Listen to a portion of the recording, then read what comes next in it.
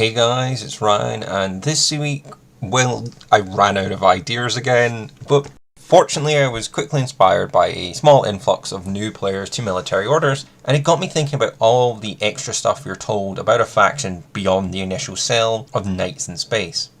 And military orders does have a bit of a marketing problem. You go in thinking it's all knights all the time, but in reality it's some knights most of the time, and sometimes no knights. But I think beyond this little mix-up, military orders is a great faction. So in this video, I want to bring up 4 points that newer and intermediate players need to know for military orders. I've played military orders since the start of N4, and I remember pre-update and pre-Raven Eye. I might not be the best player, but I am long in the tooth with this faction, so let me offer some wisdom I've gathered over the years. And as always, before we begin, remember to like and subscribe for more, and we'll start with a very contemporary point. You might hear military orders is not a heavy infantry faction. It's a light infantry faction with heavy infantry sprinkled in. And I don't 100% agree with this, but it's not wrong either. Military Orders is not a heavy infantry faction like Invincible Army, White Banner Army, and Torchlight Brigade, where you bring a core of heavy infantry that can run forward, blitzing things down with all your wants and needs fulfilled by heavy infantry. It can, in theory, do that, but you're limited to 2 specific builds, which lack some of the nice to have of those armies. These armies have some really nice efficiency packed into their heavy infantry that Military Orders doesn't get beyond the combo of NCO and Lieutenant +1 order, which we make good use of, but it's no core fire team with 3 tactical aware units. Another way these armies are different from military orders is that their entire support structure can be heavy infantry. Like with Invincible Army, you have Zencha and Hulong acting as skirmishers, Li Xing as drop troopers, and Moangs and Yan Haos as pseudo tags. They have tons of wildcard NCOs and safe Lieutenant +1 orders to make truly varied fire teams. Military Orders, however, is more of a heavy infantry faction in that we use our heavy infantry to accent a list in real powerful ways. You could do Knightless, but you're missing a trick. We'll stick with ARO first. In Military Orders we have 5 core-linked ARO options, at least. The Crozier Sniper, the Order Sergeant and Blackfire Heavy Rocket Launcher, Knight of Justice and the Teutonic Knight Missile Launchers.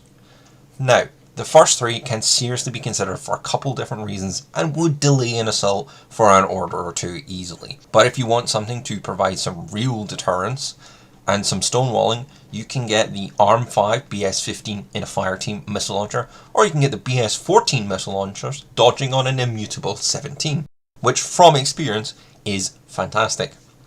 And this continues on to assault pieces, which Military Orders is very good at.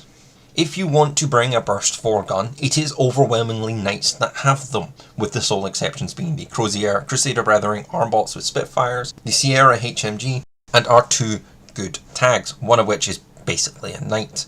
Now, you could do a cheap Harris with an MSV2 Spitfire and 2 cheap friends, and that would be okay with BS-12 and MSV2. Squishy, but not bad. Working within the constraints of 2 cheap lads and only swapping the Spitfire, you basically have 4 other options, 3 of which are Knights, with BS-13 plus, 2 wounds, and a good amount of kit to take advantage of the savings that our light infantry bring. The last one is a Bulletier, which brings min-6, but only 1 wound and lower BS. So lots of options, and Knights are often at the front of it. So we have ARO Knights, we have many Assault Knights, we have forward deploying Knights, we have Lieutenant Knights, Hacker Knights, Drop Knights, even a Knight that is a tag. The only Knight we don't have, and the reason we aren't heavy infantry core storming up the board, the faction, are Order Efficient Knights with Tactical Awareness and Supermix Fire Teams and Engineers. It sounds like a lot, but from playing with militaries for basically all of N4, it's not really coming up that much. We can reach 15 orders fairly easily. We have great Knights in core fire teams, but not great core fire teams of Knights. We do have great Harrises of Knights, and man, the duos could honestly be a section of this video on its own, with how it manages our frenzies and opens up some really nice options. To summarise, Military Orders is not like Invincible Army, where we have a heavy infantry for every situation and mixed fire teams. That's Yujing stuff. Heavy infantry of varying quality for every situation. Military Orders is very good heavy infantry for the few and the right situations that are backed up by some wonderful line infantry and skirmishers. Simply quality over quantity. I know I just talked about how we have quality knights for a lot of situations, and now I'm going to highlight 4 fantastic and super meta pieces because as much as I hate meta picks, these guys cannot be denied as military order staples. This is of course Teutonic Knights, Trinitarians, Tikbalangs, and Dart. Less so Dart, but people rave about her for a reason. These 4 units dominate competitive military orders lists because simply they're very good. Teutonic Knight are honestly so cheap and so survivable and rock some really nice efficiencies that most heavy infantry, let alone knights, would wish for. They're the go-to Harris for a reason and can take any box as required with access to specialist, NCO, burst 4 guns, ARO pieces at a low cost and a good lieutenant backing them up. According to online statistics for army pick routes, Teutonic Knights appear in 79% of all ITS submitted military order lists, and at least 2 tend to be taken. I tend to like my tuna core as an aero piece and one of our more dependable lieutenants, as I use my Harris elsewhere, but I would never argue that a Teutonic Knight Harris is a bad idea. Solid aero, solid assault piece, solid solo, just fantastic. Trinitarians, or Trins, are really solid. Honestly, watch any of my military order content and you'll hear how highly I think of them and how they're just great tools to get stuff done. And I'm not alone. We don't get proper skirmisher knights, and to be honest, we don't have the orders to support that. But what we do have is cheap hidden deployment specialist skirmishers who can deploy in the midfield and just do the mission. Honestly, the number of times I come out of hidden deployment, move once or twice, push a button, score some points, or do a classified is just a lot. And that consistency is what I love. Consistency is key and why I keep coming back to military orders. I can get consistent results when I run 2 Trins. 3 is a bit much for me, but I can always take 1 in something else. Usually a Trin and Hook, Mendoza, a Drop Santiago, or a Night Hospitaller boarding shotgun. If you don't have 2 Trins in a military order list, I'm gonna ask why. We'll touch on Dart next. I don't really rate her. She's not my jam, but I can see why people do. She is, in short, a 2-wound skirmisher with climbing plus, camo, MSV1, viral, and EM grenades. All this fantastic kit means she can really do what you need her to do, be it stealth and silent bows, hunting hackers and assassins, locking down lieutenants or midfield threats with her EM grenades, MSV and an SMG. With no specialist options, she is here for murder and the hunt. Good players will 100% get good mileage out of her. I think as you get more experience with the game and military orders, you can see what she has to offer. Right, the last of the quadruple threat, and it's the Teak. It's MO's premier firepower. If a tag wants to be one of the best tags, it needs to tick like 3 or 4 boxes. It should have Rempress to be reliably repaired. It should have AP on burst 4 or greater to brute force gunfights. It should have some kind of mobility, and it should have some kind of Viz modifier or way to leverage the odds in its favour even more. The Tikbalang ticks all of these boxes and is a brutally effective light tag. It is a Pano tag, so it is Rempress with BS 15, so 1.5 boxes ticked. It has an AP HMG, so 2.5 boxes ticked. It's got climbing plus to just go anywhere possible, so that's 3. And finally, it's got min-3 for that final tick.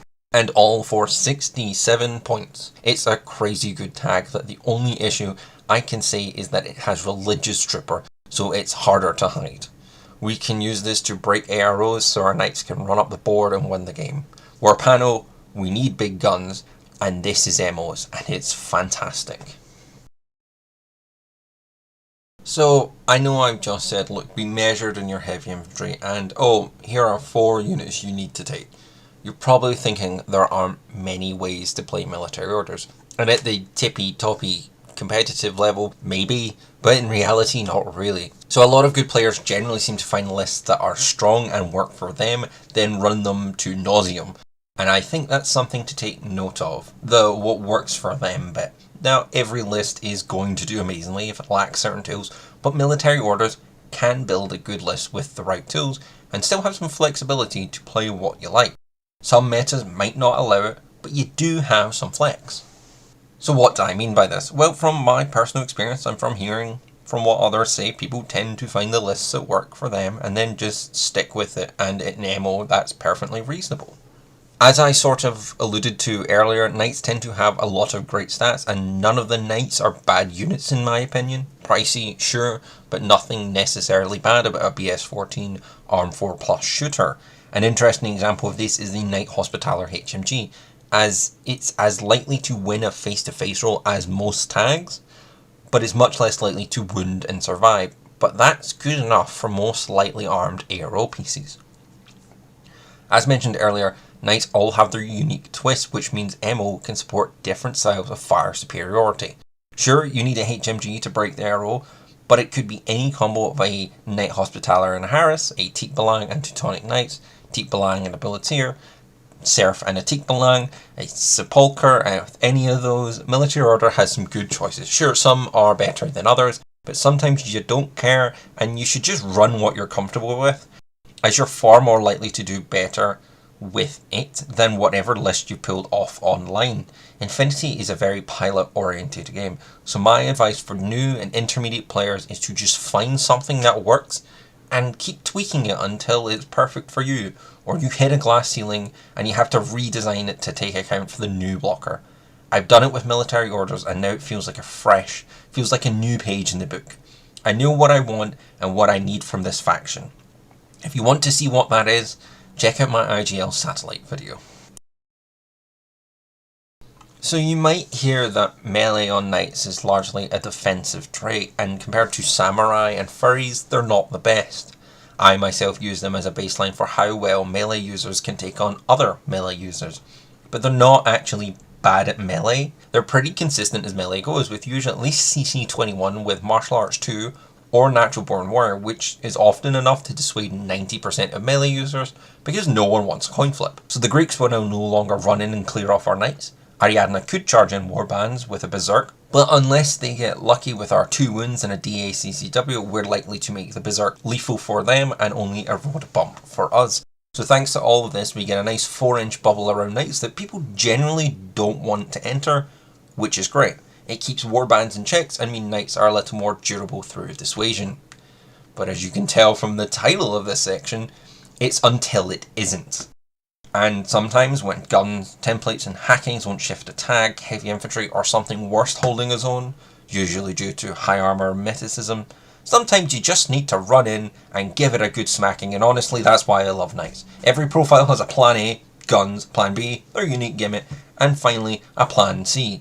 And that's pretty good. Going into melee with your martial arts, you're constantly setting up forks and dilemmas for your opponent, as a potential -3 is always something you need to consider.